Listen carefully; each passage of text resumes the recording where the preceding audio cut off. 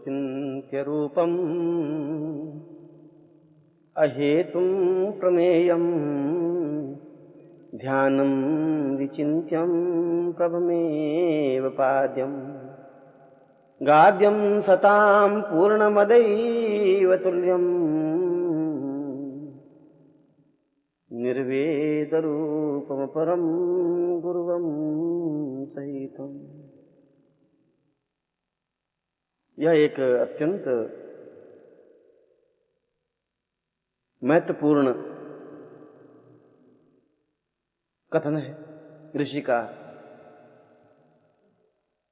एक महत्वपूर्ण चिंतन है आर्ष का, महर्षि का। क्योंकि जीवन तब तक निस्सार है, व्यर्थ है, जब तक जीवन का कोई प्रयोजन न हो, जब जीवन का कोई लक्ष्य ही नहीं है, जब जीवन का कोई प्रयोजन ही नहीं है, जब जीवन का कोई चिंतन ही नहीं है, तो फिर जीवन क्या है, कौन सा है, किसे हम जीवन कहें? क्या सांस लेने की क्रिया को जीवन कह सकते हैं? क्या जिंदा रहने की कल्पना को जीवन कह सकते हैं? क्या संतान उत्पन्न करने की भावना को जीवन कह सकते हैं? यह सब तो जीवन नहीं है। इन तत्वों के माध्यम से तो जीवन का निर्माण नहीं हो सकता। और जब जीवन का मूल्य और महत्व ही ज्ञात नहीं है, जब जीवन का अर्थ और जीवन का मकसद ही हमें पता नहीं है, तो फिर हम तो वैसे ही पशु हैं जो डोलते रहते हैं, एक अज्ञात नकेल डाले हुए। उनको स्वयं को ज्ञात नहीं कि वे किस तरफ जा रहे हैं, उनको खुद को पता नहीं कि वे कौन से रास्ते पर खड़े हैं, उनको खुद को यह ज्ञान नहीं है कि उनकी यह मंजिल कहां समाप्त होगी। जिस रास्ते का प्रारंभ पता नहीं है, जिस रास्ते का अंत पता नहीं है, उस रास्ते पर चलना तो अंधे की तरह चलना होता है। जिसका सूत्र हमारे हाथ में नहीं है, जिसका चिंतन और ज्ञान हमारे हाथ में नहीं है, तो फिर हम किन शब्दों से उसे जीवन कह सकते हैं? हम तो केवल अपनी लाश को कंधे पर ढोए हुए शमशान की ओर बढ़ते चले जाते हैं। एक क्षण रुककर सोचने की जरूरत है, क्या हमारा जीवन पशु जीवन से ऊपर उठा है? क्या हमने अपने जीवन के मकसद को समझा है? क्या हम जानते हैं कि हमें अपने जीवन में कहां तक पहुंचना है? क्या हमने कभी निर्णय लिया है कि जीवन के किस भाग पर हम खड़े हैं? हमने कभी सोचा ही नहीं। हमने तो भोग विलास को जीवन मान लिया, हमने तो सांस लेने की क्रिया को जीवन मान लिया, हमने तो जिंदा रहने की कल्पना को जीवन मान लिया। यह कितनी छोटी सी बात है। यह तो जीवन के प्रकार हैं।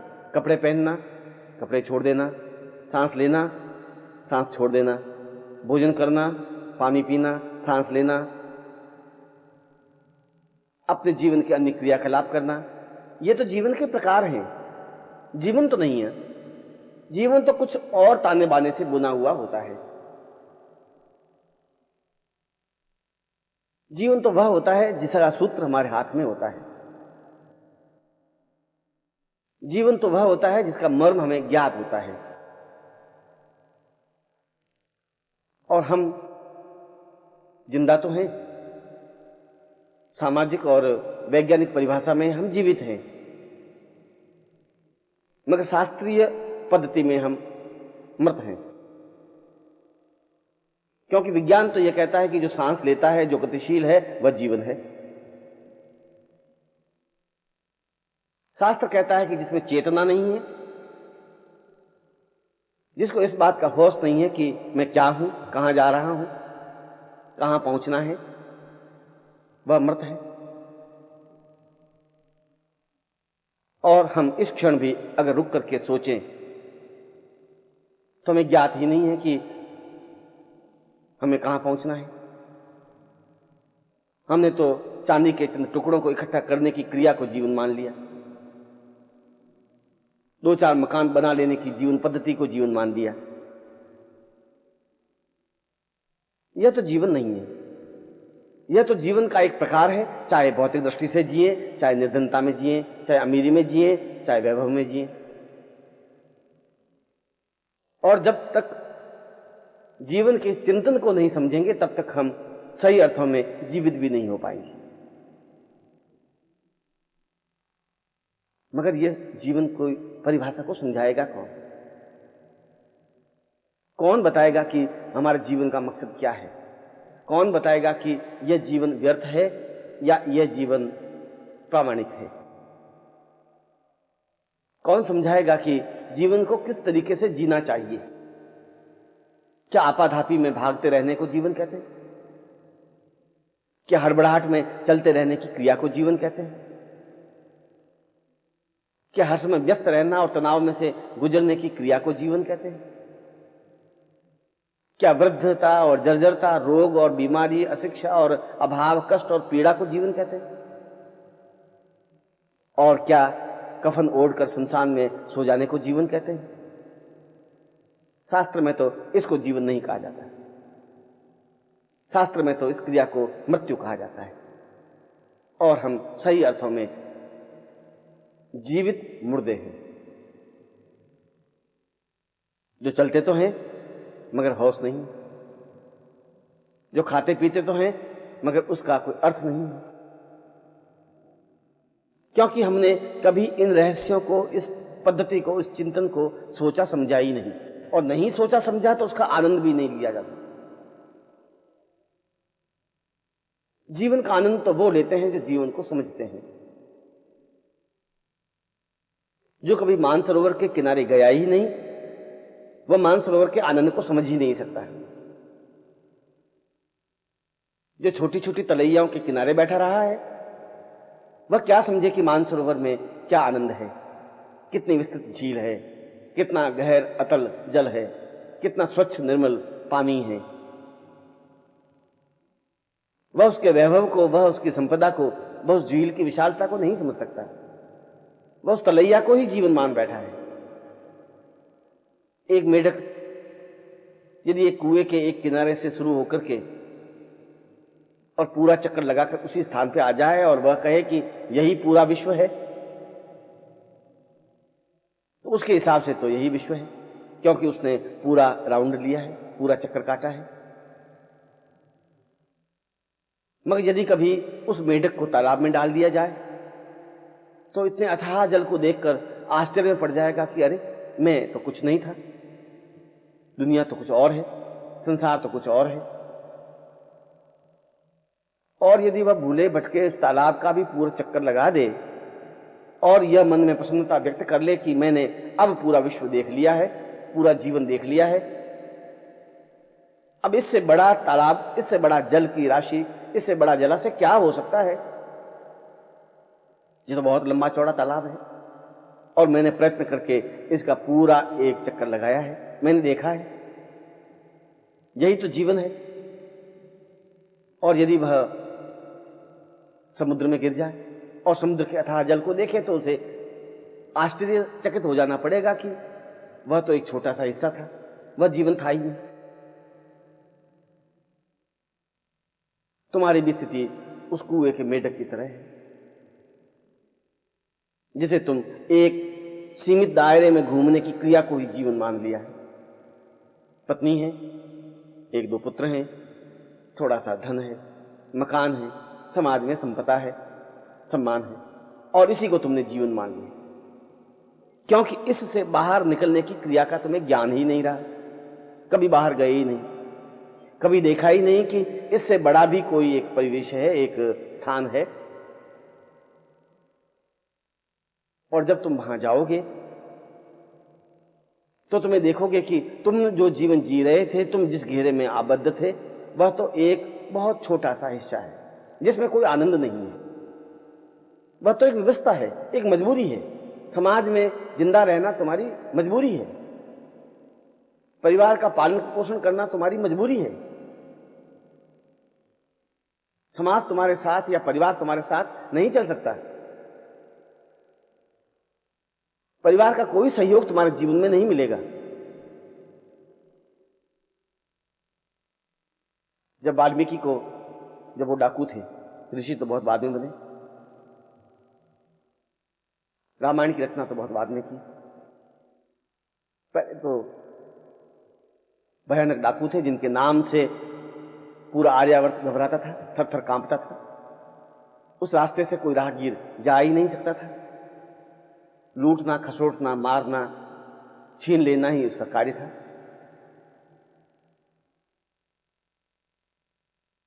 और एक बार नारद उसके हाथ में पड़ गए। नारद तो वीणा बजाते हुए नारायण नारायण करते हुए चले जा रहे थे और डाकू वाल्मीकि ने उनको पकड़ लिया। सुबह से कोई शिकार मिला ही नहीं था। बड़ी मुश्किल से यह आदमी नजर आया था। उसने उसकी वीणा छीन ली। नारद ने कहा, तुम क्या कर रहे हो? इस वीणा से क्या होगा?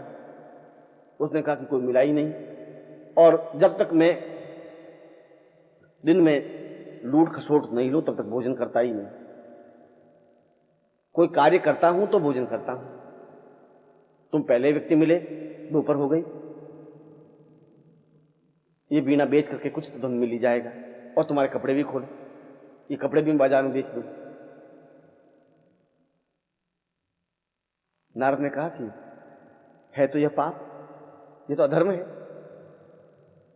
किसी साधु को, किसी सन्यासी को, किसी सामाजिक व्यक्ति को इस प्रकार से पकड़ना और छीन लेना क्या उचित है? उसने कहा, उचित तो नहीं, मगर मैं ये करूंगा जरूर, क्योंकि मुझे अपने परिवार का पालन पोषण करना है। नारद ने कहा कि तुम्हारा परिवार तुम्हारा साथ देगा, क्योंकि तुम तो पाप कर रहे हो, यह पाप कर्म है। वाल्मीकि ने कहा कि जरूर यह पाप कर्म है। किसी की हत्या कर देना पाप है, किसी को छल के साथ लूट लेना पाप है। मैं जानता हूं कि यह पाप है, मगर मैं अकेला ही तो पाप नहीं कर रहा हूं, अपने परिवार के लिए कर रहा हूं। परिवार मुझे साथ देगा ही। नारद ने कहा, तुम पहले अपने परिवार वालों को पूछ लो। वाल्मीकि ने एक रस्सी से नारद को पेड़ से बांध लिया। घर गए,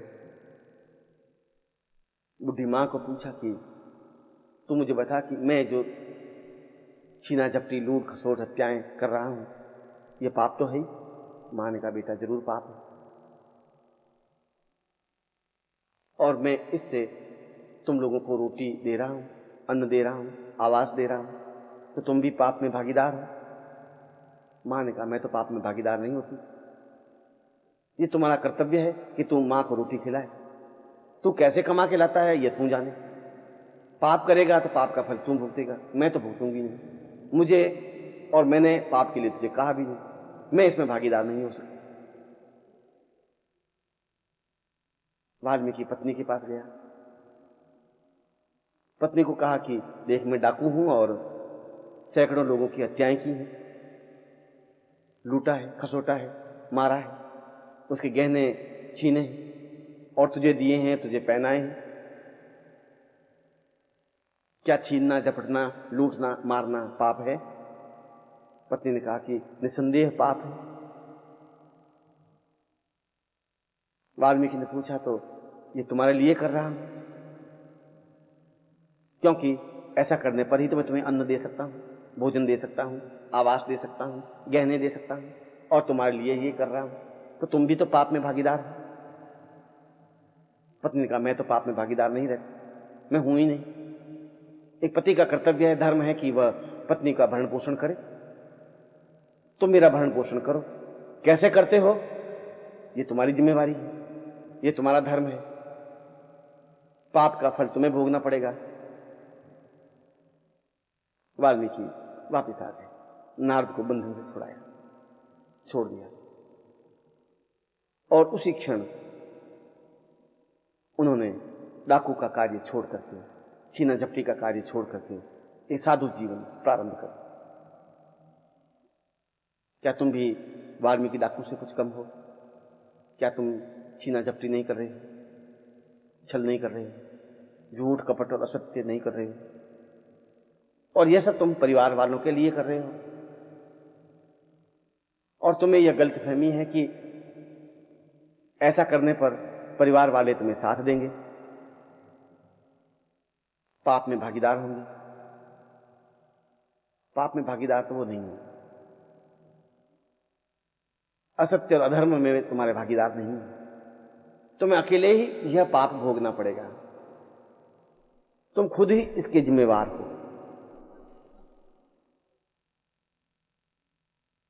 फिर तुम कब इस चेतना को, इस जीवन को समझ सकोगे?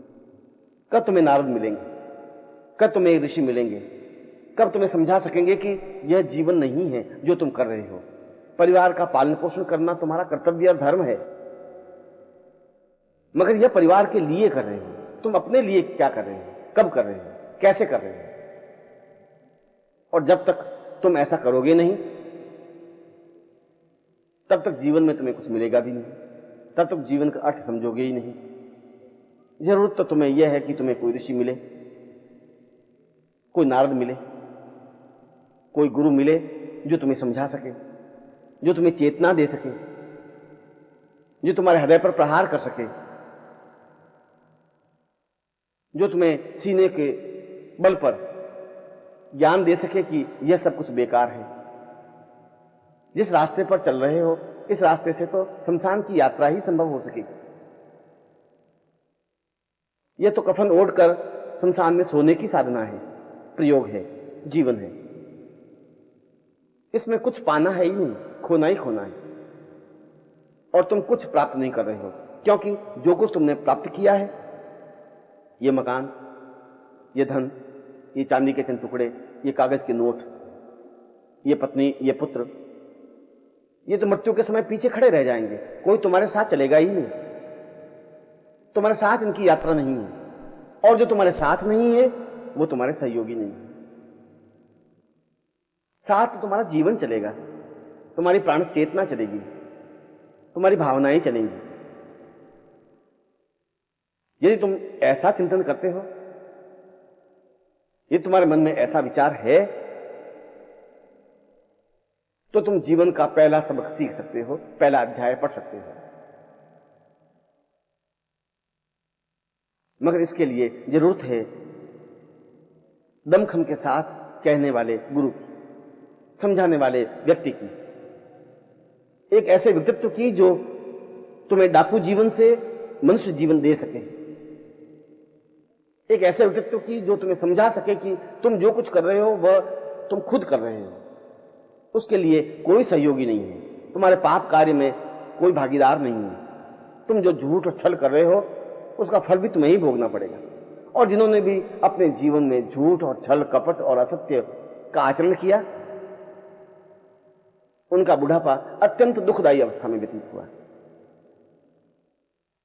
रोगों से जर्जर, अभावों से पीड़ित, असक्त, परेशान, दुखी और संतप्त।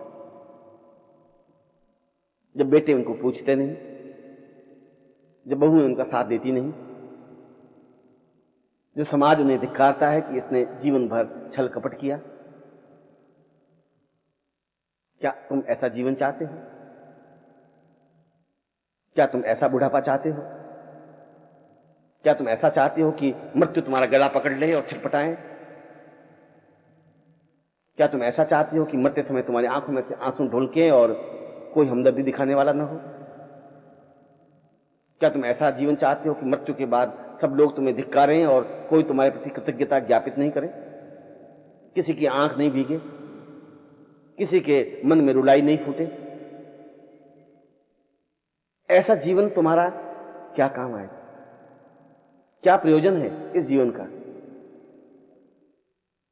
क्योंकि इस जीवन को ढोकर के तो तुम जीवन में कुछ प्राप्त ही नहीं कर सकते। और इसलिए नहीं कर सकते कि यह सब जीवन है ही नहीं। जो जीवन नहीं है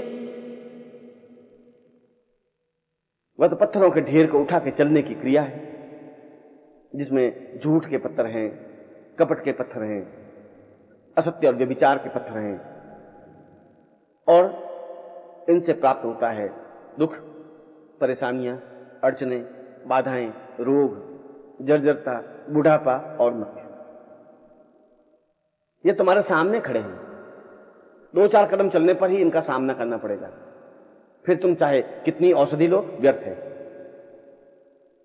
फिर तुम चाहे कुछ भी करो, बेकार है। फिर तुम्हारा कोई साथ नहीं देगा, घर वाले भी नहीं, पत्नी भी नहीं, पुत्र भी नहीं, बंधु बांधव भी नहीं, रिश्तेदार भी नहीं, समाज भी नहीं, क्योंकि तुमने अपने जीवन में कोई ऐसा मार्गदर्शक ढूंढा ही नहीं जो तुम्हें ज्ञान दे सके, झकझोर सके, चेतना दे सके, दमखम के साथ तुम्हारे सामने खड़ा हो सके, तुम्हें कह सके कि यह सब गलत है, तुम्हें कह सके कि तुम गलत रास्ते पर हो, तुम्हें कह सके कि यह रास्ता शमशान की ओर जाता है, अमृत्यु की ओर नहीं, अमृत की ओर नहीं, सुख और सौभाग्य की ओर नहीं, आनंद की ओर नहीं।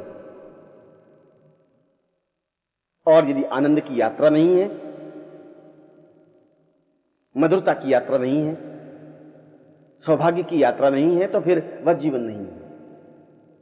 ऐसे तो तुम्हारे बाप दादा परदादा हजारों लोग शमशान में जाके मृत्यु को प्राप्त हो गए, और आज उनका नाम लेने वाला भी कोई नहीं है। तुम भी उसी तरीके से मृत्यु को प्राप्त हो जाओगे, और तुम्हें कोई पूछने वाला नहीं होगा, कोई तुम्हारे लिए विचार करने वाला नहीं होगा, कोई एहसास करने वाला भी नहीं होगा कि तुमने कितना कितना परिश्रम किया है। और इसीलिए जीवन में एक गुरु की जरूरत होती है। जरूरत होती है जीवन के मध्य में, और इस गुरु को प्राप्त करने की क्रिया तुम्हें ही करनी पड़ेगी। गुरु स्वयं तुम्हारे पास आकर के खड़ा नहीं होगा, तुम्हें ढूंढना पड़ेगा। नदी को खुद को गंगोत्री से चल करके समुद्र की ओर जाना होगा। समुद्र उठ करके गंगोत्री के पास नहीं पहुंचेगा,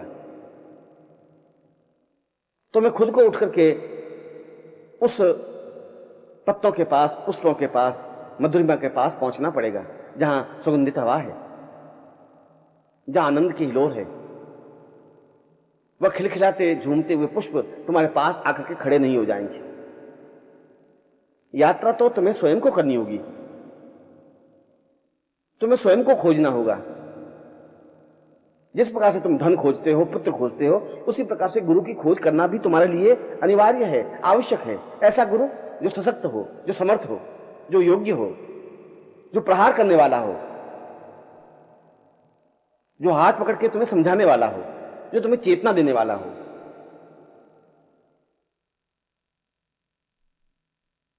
इस यात्रा में तुम्हारे अंदर कई प्रकार की भ्रांतियां आएगी, क्योंकि तुमने उन भ्रांतियों को ही पाल रखा है। शक, संदेह, तुम्हारे अंदर कपट और व्यभिचार पाल रखा है, और वे सब तुम्हारे सामने तनकर खड़े हो जाएंगे, तुम्हारे मार्ग को पथभ्रष्ट करेंगे, तुम्हें कुमार्ग पर गतिशील करेंगे, तुम्हें कहेंगे गुरु की खोज व्यर्थ है, तुम्हें कहेंगे कि यह समय बर्बाद करना है, क्योंकि तुमने ऐसा ही बोया है। तुमने अपने जीवन में झूठ को थपथपाया है, तुमने अपने जीवन में छल को प्रश्रय दिया है, तुमने अपने जीवन में कपट का साथ दिया है, तो वे इस समय तुम्हारे सामने खड़े रहेंगे, क्योंकि इससे उनका स्वार्थ समाप्त होता है। कायर और बुज़दिल हताश हो जाते हैं, निराश हो जाते हैं, खोज बंद कर देते हैं। मगर जो हिम्मती हैं, जो दृढ़ निश्चयी हैं, जो एक क्षण के साथ जल उठने वाले हैं, जो निश्चय कर लेते हैं कि मुझे कुछ करना है, खोज करनी है, मुझे ऐसा घिसा पिटा जीवन नहीं जीना है, मुझे अपने जीवन में वह सब कुछ प्राप्त करना है जो जीवन का आनंद है, जीवन का ऐश्वर्य है, जो मृत्यु से अमृत्यु की ओर जाने वाला है, जो आनंद प्रदान करने वाला है, जो ऐश्वर्य प्रदान करने वाला है, जो सही अर्थों में पूंजी देने वाला है, धनवान बनाने वाला है। और इसकी खोज में जो पहला पग आगे बढ़ा देता है वह साधक है। जो दृढ़ता के साथ उस रास्ते पर खड़ा हो जाता है वह शिष्य है। जो निश्चय करके यह प्रयत्न करता है कि मुझे गुरु को प्राप्त करना ही है, वह सन्यासी है, वह योगी है। जो इस रास्ते पर गतिशील होने की क्रिया करता है वह सही अर्थों में तपस्वी है। जंगलों में खाक छानने वाले तपस्वी नहीं होते। चारों तरफ आग लगा करके बीच में बैठने वाले को योगी नहीं कहते। जो जीवन के मर्म को समझने की कोशिश करते हैं वे योगी और सन्यासी हैं। जो गुरु की खोज में आगे बढ़ते हैं वे साधु हैं। जो गुरु को प्राप्त करके ही रहते हैं वे शिष्य हैं। और जो ऐसा प्राप्त कर लेता है उसे जीवन में एक रास्ता मिल जाता है, उसे जीवन में एक चेतना मिल जाती है। वह निश्चय ही उस जीवन पथ पर तेजी के साथ अग्रसर हो जाता है। शिष्य किसी हाड़ मांस के पिंड को नहीं कहते। शिष्य तो एक भाव है, एक चेतना है, समर्पण का एक प्रकार है। जिसमें समर्पण नहीं वह शिष्य हो ही नहीं सकता। किसी आंख नाक कान हाथ पैर वाले को शिष्य नहीं कहते। चलने फिरने वाले व्यक्ति को शिष्य नहीं कहते। शिष्य तो उसे कहते हैं जिसमें श्रद्धा होती है। श्रद्धा और समर्पण, इन दोनों से जो निर्मित होता है वह शिष्य कहलाता है। और अगर शिष्य बनता है तो उसे रास्ते का भान होता है, ज्ञान होता है, जीवन के रास्ते पर गतिशील हो सकता है। दीक्षा लेने वाले को शिष्य नहीं कहते। सिर मुंडाने वाले को भी शिष्य नहीं कहते। हरिद्वार में स्नान करने वाले को भी शिष्य नहीं कहते। और गुरु के पैर दबाने वाले को भी शिष्य नहीं कहते। ये सब तो उसके प्रकार हैं। शिष्य का तात्पर्य है नजदीक होना, गुरु के बहुत अधिक नजदीक हो जाना। इतना नजदीक हो जाना कि गुरु और शिष्य में कोई अंतर ही नहीं रहे। अगर अंतर ही रह गया तो फिर शिष्य बने ही नहीं। फिर वह अपने मुंह से शिष्य नहीं कह सकता अपने आप को। इतना भी गैप नहीं रहना चाहिए, इतना भी अंतर नहीं रहना चाहिए कि बीच में से हवा भी निकल सके। उसके जीवन का सारा चिंतन, सारा क्रियाकलाप गुरुमय ही हो जाता है। गुरु ही उसका ओढ़ना, गुरु ही उसका बिछोना, गुरु ही उसका भोजन, गुरु ही उसका खाना, गुरु की वाणी ही बोलना और गुरु के शब्दों को श्रवण करना, गुरु की सेवा ही करना और गुरुमय हो जाना। उसकी आंखों में गुरु का भाव तैरने लगता है। वही तो शिष्य बन सकता है। और इस जीवन के रास्ते पर केवल शिष्य चल सकता है। साधक तो बहुत छोटी चीज है। शिष्य के सामने साधक की कोई औकात नहीं होती। योगी तपस्वी उसके सामने कहीं ठहर नहीं पाते। उसके सामने देवता और यक्ष गंधर्व और किन्नर अपने आप में कोई मूल्य नहीं रखते। क्यों? शिष्य अपने आप में एक चेतना पुंज होता है, दीपक होता है, जो अपने आप में श्रद्धा का पूर्ण स्वरूप होता है, समर्पण की साकार प्रतिमा होता है,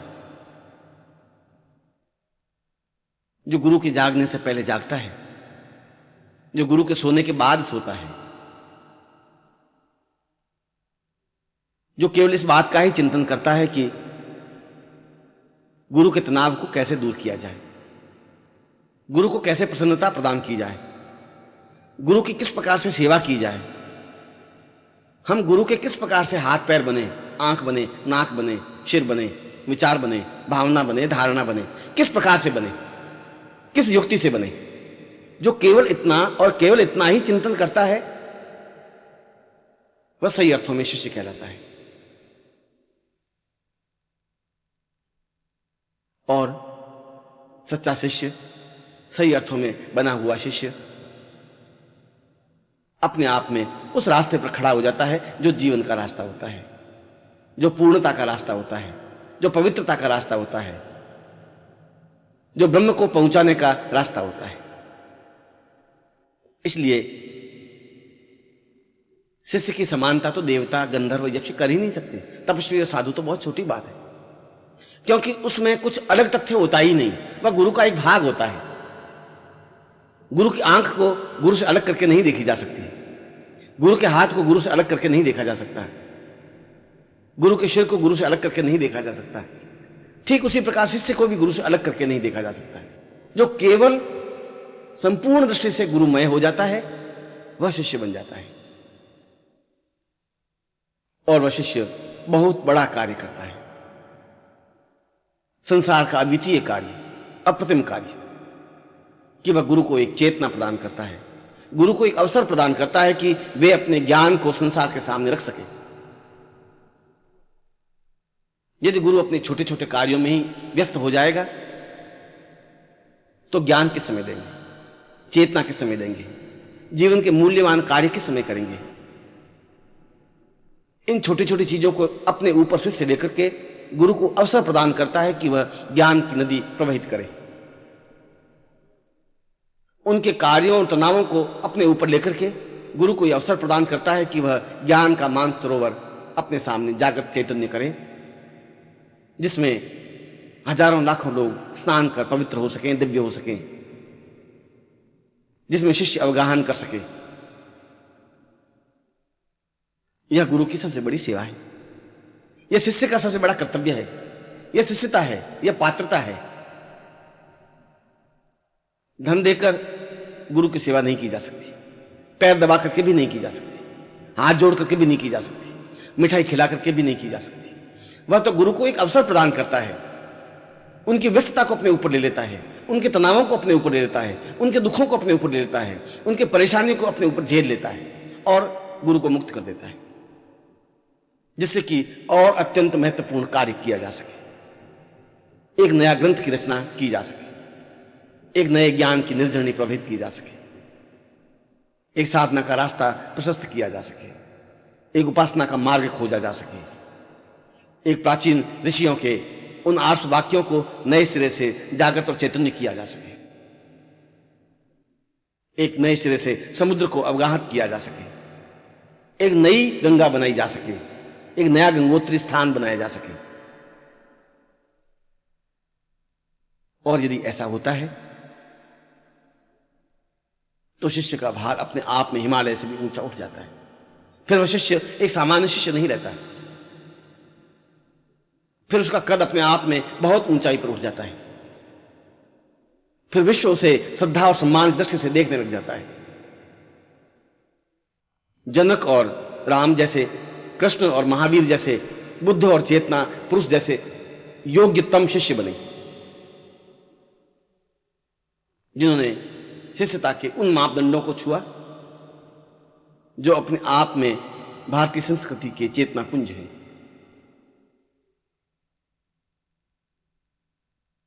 और यदि शिष्य इस श्रद्धा, इस सम्मान को लेकर के, इस समर्पण को लेकर के आगे बढ़ता है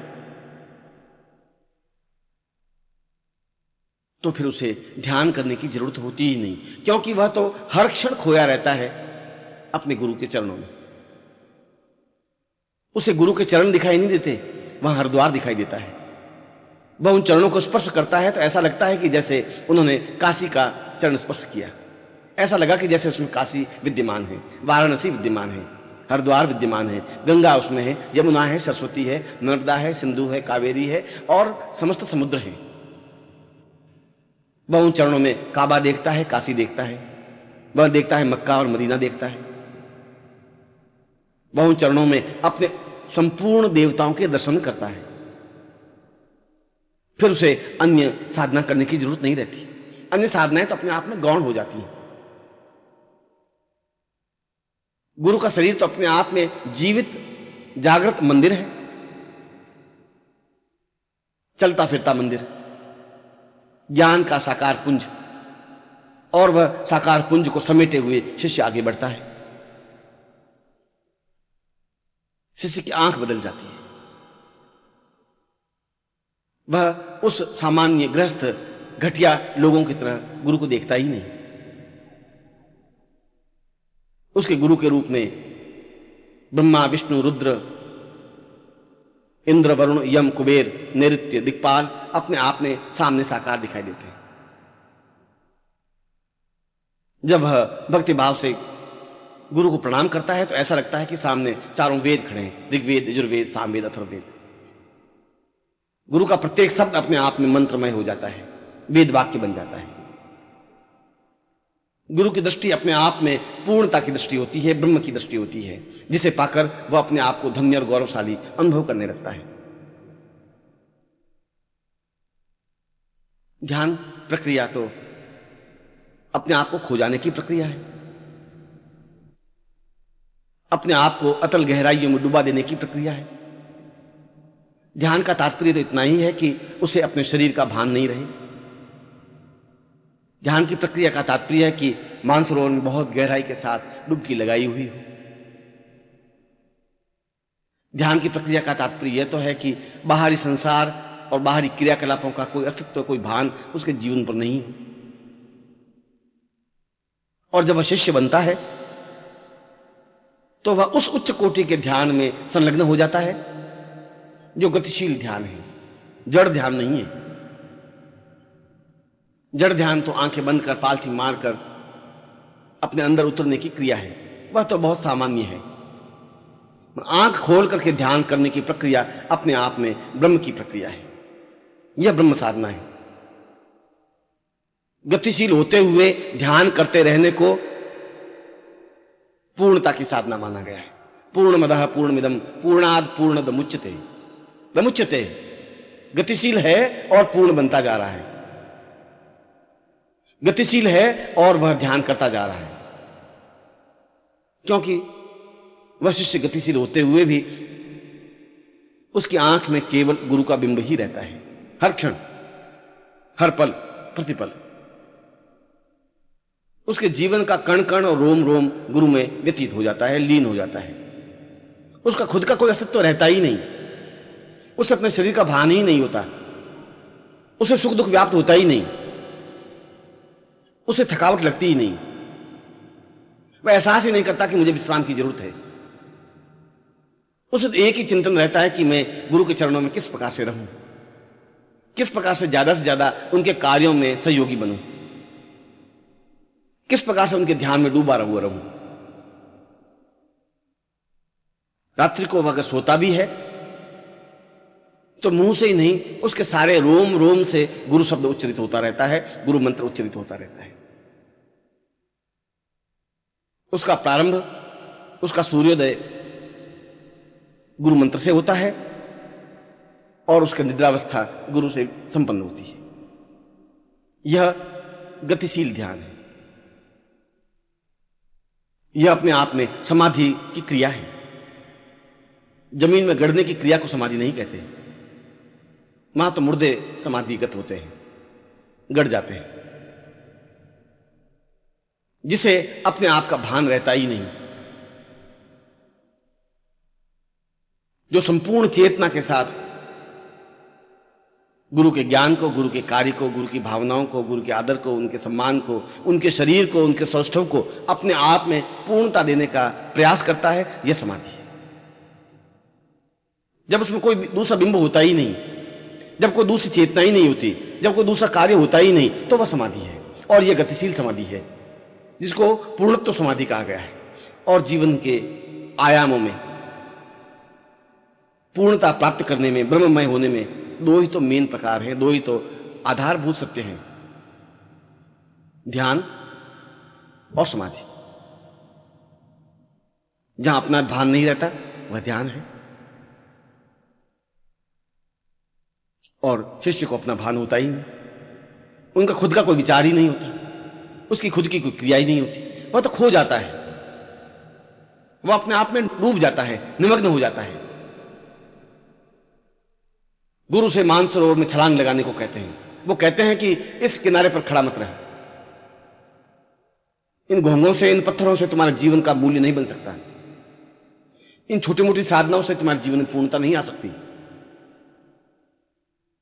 तुम दो चार साधनाएं कर लोगे तो ठीक वैसा ही होगा जैसे तुमने दो चार कंखर, दो चार चमकीले पत्थर इकट्ठे कर लिए हो। दो चार कंकर पत्थरों से जीवन का सत्य जीवन की पूर्णता का आभास नहीं हो सकता। ये तुम्हें वास्तविक पूर्णत्व के दर्शन करने हैं, ये तुम्हें ब्रह्ममय बनना है, तो फिर किनारे का मोह छोड़ना पड़ेगा। फिर तुम्हें बीच मानसरोवर में छलांग लगानी पड़ेगी, बिना किसी के साथ, उस खतरे को उठाते हुए, अपने आप को चैलेंज देते हुए, अपने आप को फना करते हुए। और जो बीच धार में छलांग लगा लेता है, उसके हाथ मोतियों से भरे होते हैं। बाहर निकलते समय उसके सारे शरीर पर, हाथों में मोती ही मोती होते हैं। उसकी आंखों में एक चमक होती है, उसके लाट में एक प्रशस्तता होती है, उसका भाल हिमा से भी ऊंचा होता है, उसका सारा शरीर दैदीप्यमान हो उठता है। और यह जीवन का सत्य है। डूब जाना अपने आप में जीवन की पूर्णता है,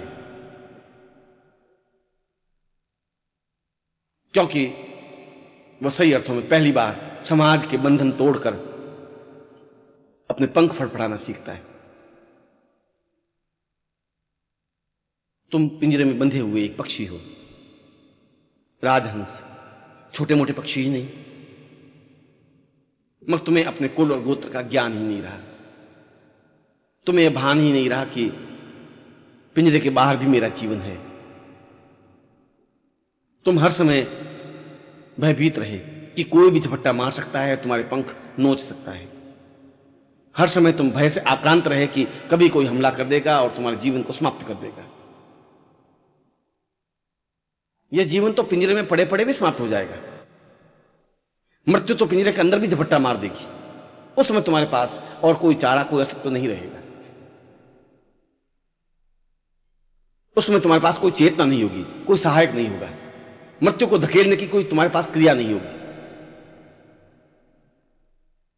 गुरु तुम्हें पहली बार पिंजरे के बाहर निकालता है, समाज के बंधनों से बाहर निकालता है, एक चेतना देता है, एक विस्तार देता है, तुम्हारे पंखों में ताकत देता है।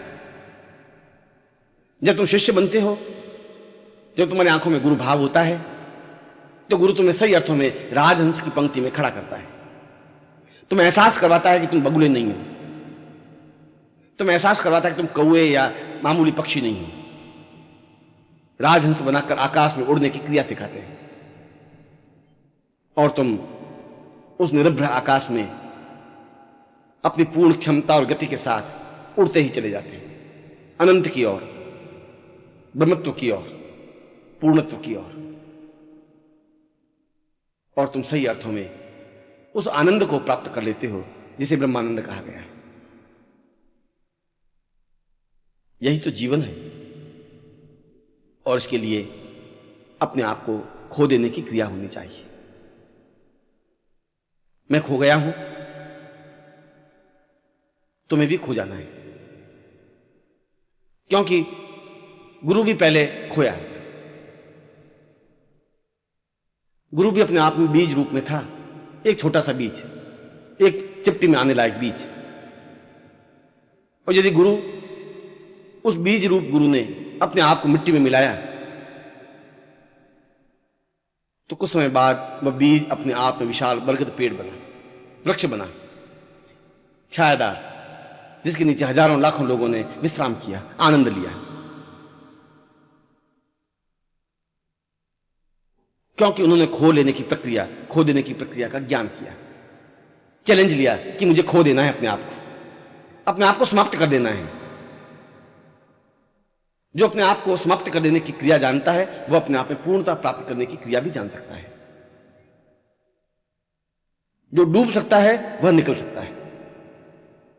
भयभीत और कायर, बुज़दिल और नामर्द जीवन में कुछ भी नहीं कर सकते। जो जीवन में चैलेंज लेते हैं, वे मृत्यु के गाल पर थप्पड़ लगा सकते हैं। जो जीवन में शिष्य बनने का भाव पैदा करते हैं, वे काल के भाल पर अपना नाम अंकित कर लेते हैं। आने वाली पीढ़ियां उनका नाम गौरव और मर्यादा के साथ लेती है। उनके जीवन में एक चेतना होती है, उनके जीवन में एक पूर्णता होती है। जो आज मिटते हैं, जो आज खो जाते हैं, जैसे बीज खो गया और गुरु के रूप में विशाल वट वृक्ष बना। और यदि शिष्य भी अपने बीज को समाप्त कर लेता है, मिटा देता है, खो जाता है, चेतना युक्त बन जाता है, तो कल वह भी हजार हजार बीजों के रूप में, हजार हजार पौधों पेड़ों के रूप में, विशाल बरगद वृक्षों के रूप में अवतरित होता है और लाखों करोड़ों लोगों को संताप से मुक्त कर सकता है, सांत्वना दे सकता है। यह खो लेने का भाव, यह अपने आप में चेतना शून्य बना देने का भाव शिष्यता है। यह प्रामाणिक शिष्यता है। दीक्षा लेने की क्रिया को शिष्यता नहीं कहा जाता है। हाथ जोड़ने की क्रिया को भी शिष्यता नहीं कहा जाता है। केवल होठों से गुरु मंत्र उच्चारण करने की क्रिया को भी शिष्यता नहीं कहा जाता है। शिष्यता तो इससे बहुत ऊंचे की वस्तु है, तथ्य है। शिष्य वही बन सकता है जो खो सकता है, अपने आप को मिटा सकता है, जो अपने आप को बीच समुद्र में कूदने की क्रिया कर सकता है, जो बिना हिचकिचाहट के आकाश में उठ सकता है, जो सुगंधित पवन बन करके पूरे विश्व में फैल सकता है, जो सेवा का साकार पुंज होता है, जो श्रद्धा का आधार होता है, जो समर्पण का मूर्तिमंत स्वरूप होता है। क्योंकि शिष्य से ही समझा जा सकता है, शिष्य के माध्यम से ही समझा जा सकता है कि समर्पण क्या है। उसके द्वारा ही जाना जा सकता है कि सेवा क्या कही जाती है, किसे कहते हैं।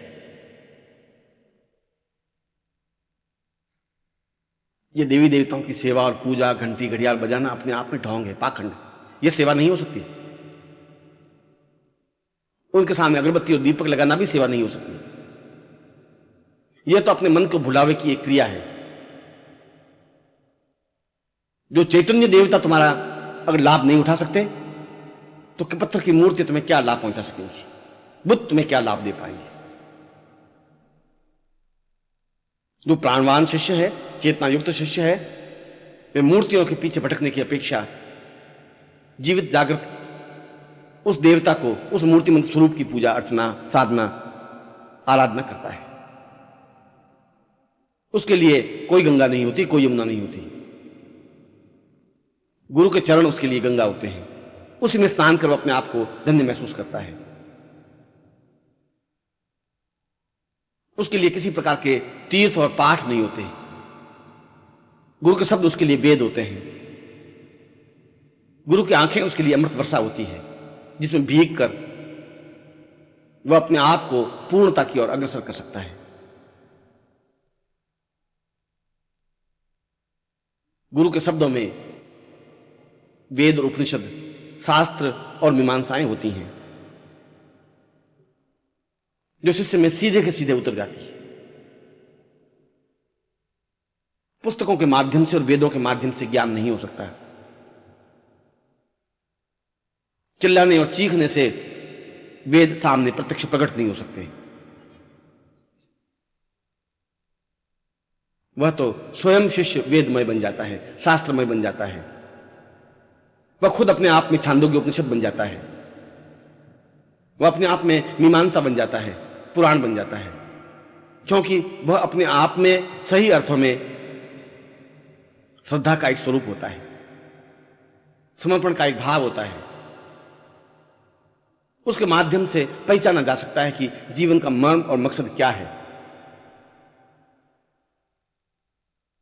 और वह अपनी सितार को गुरु की सितार से जोड़ देता है, अपने प्राणों को गुरु के प्राणों से जोड़ देता है, अपनी चेतना को गुरु की चेतना से जोड़ देता है, और सही अर्थों में गुरुमय बन जाता है। जब गुरुमय बन जाता है तो अपने आप ध्यान की प्रक्रिया प्रारंभ हो जाती है। फिर उसे पालथी मारकर ध्यान लगाने की जरूरत नहीं होती। फिर उसे भूमि में गड़कर समाधि लेने की क्रिया का आवश्यकता नहीं होती। फिर उसे किसी प्रकार की देवी देवता के सामने मनोती नहीं माननी पड़ती।